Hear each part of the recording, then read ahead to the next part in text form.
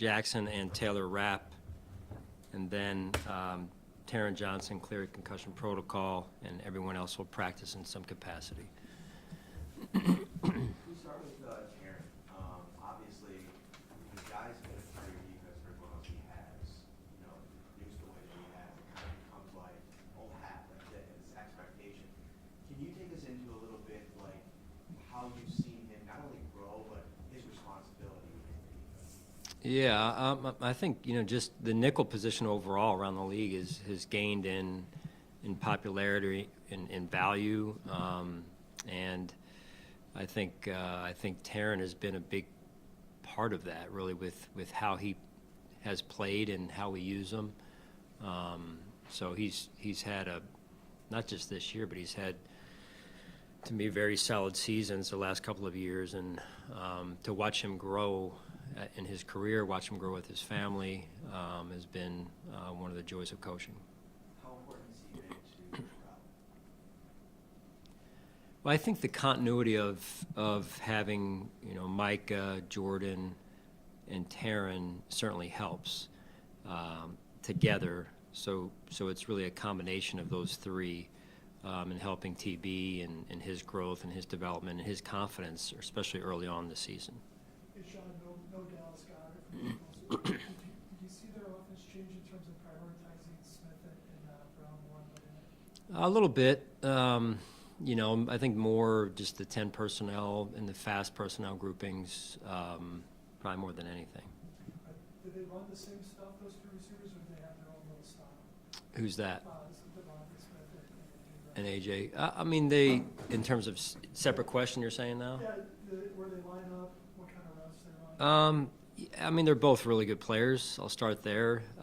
Their play styles is definitely different, one from the other.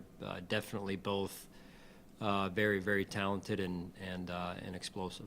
What have you seen from Dorian that gave you the confidence, I think, the Denver game, to put him out there, spy a little bit after, kind of taking a step back weeks earlier when he was kind of trading off with Tyrell Dodson? Yeah, I mean, he's a young player, and he's got a great mindset. He embraces any and every role that we've thrown at him this year, and so Milano, if you remember, used to do that a little bit at times, and so obviously Matt's not available, and so you look for a player that fits that mold a little bit, and Dorian does. How did Taylor come through practice yesterday? It was limited. Did he? Was there any sort of setback there? No, just still feeling it, and so just based on where we think it's headed, we're just going to rule him out for the game at this point. So. John, what's Justin Porter been up to, and how's he been looking? I mean, he's still going through the IR process there, Tim, and we evaluate every day, every week, as to where he's at in terms of coming back. How can you evaluate that? I mean, I'm sure there's things that you can do, even like how he handles his day-to-day business or whatever. But when a guy's on injured reserve, is there, I don't know, there's any insight you can give just in general on how you can evaluate somebody that you really don't have a book on. You don't really know. You got to go back to college really to see.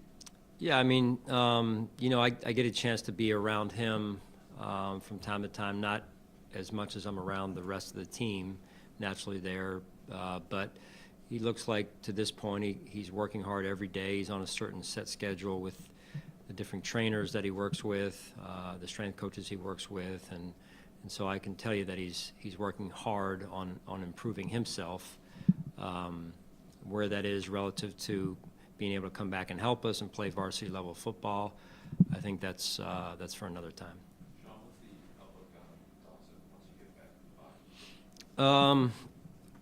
I would say hopeful, but not certain at this point. So that's just based on this week's update that I get from the trainers. For that week or for the entire season? No, for that week. Yeah, hopeful, but I can't guarantee it until we know more at this point. But you are expecting to be back at some point? Yes, yeah. And you had said last week something about Damien Harris maybe not ready to exercise the idea or something like that of returning. How much of his return and battle back is the mental side as well as certainly the scary physical side of what he went through?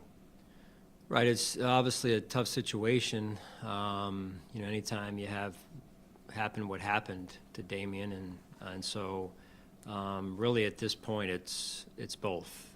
It's the physical side from what the information I'm getting, and then there's obviously, I'm sure, when you go through something like that, it's not easy to come back from. So we just continue to take it one day at a time and try and support Damien any way we can.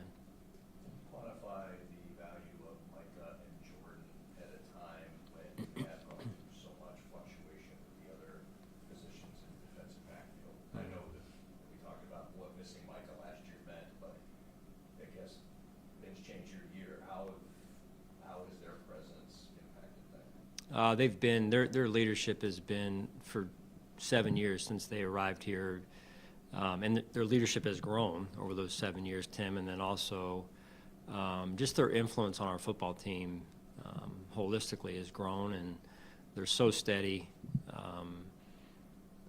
They're so tight, the two of them, and then but they do a great job of keeping it about the team, the big picture wise, and I so appreciate that. What do they do in terms of confidence, like when you got guys who are going to be coming up or moving around, in terms of just the calmness of you can give your messaging and coach them up during the week, but when it comes time for kickoff and the nerves and everything, what do they do for those younger guys or the guys who are interchangeable?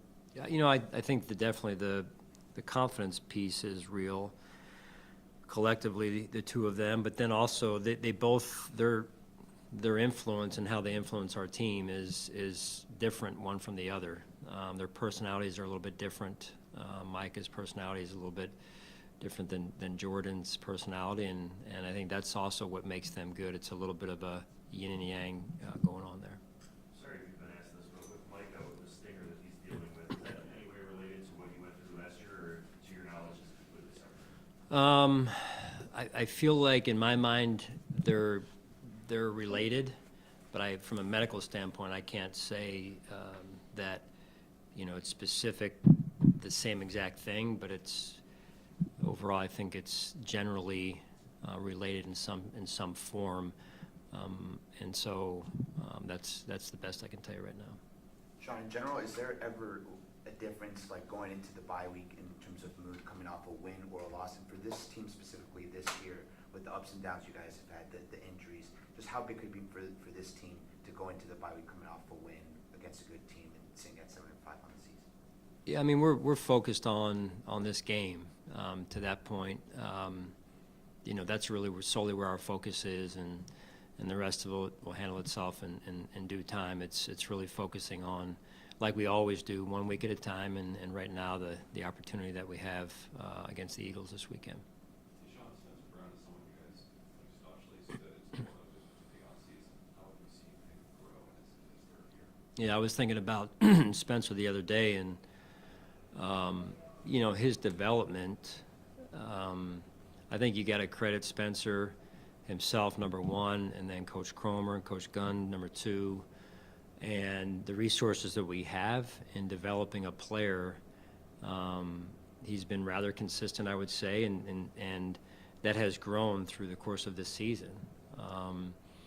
His health was, at times, his availability, I would say, was at times inconsistent early on, and that has also become more consistent. Credit to him and our training staff as well. So, there's fertile soil and fertile ground for us to develop players, and you guys have seen it. I think this is one great example of us doing that. And again, I think it's got to start with the player. You've got to be open to being coachable and making the adjustments that you have to make, and he's done that. Good. All right. Thanks, guys.